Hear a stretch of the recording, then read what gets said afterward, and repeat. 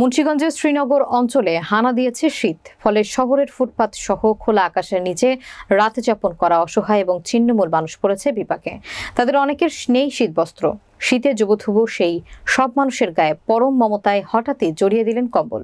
গতকাল বৃহস্পতিবার দিনগত গভীর রাতে শ্রীনগর উপজেলার বিভিন্ন স্থান ঘুরে শীতার্তদের মধ্যে কম্বল বিতরণ করেছেন মানবিক সংগঠন রক্তদাতাদের সন্ধানে বিক্রমপুর RSP। বিস্তারিত দেখুন নিজস্ব প্রতিনিধি MA কায়ুম মাঝভান্ডারির প্রতিবেদনে। রাত 9:30 থেকে 12টা পর্যন্ত শ্রীনগর থানার চকবাজার, স্টেডিয়াম, ডাকবাংলো মার্কেট, ছনবাড়ি সহ বিভিন্ন বাজার এবং ফুটপাতের পাশে শীতবস্ত্রহীন অসহায় হতদরিদ্র পথশিশু এবং প্রতিবন্ধী মানুষের মাঝে কম্বল বিতরণ করা হয়।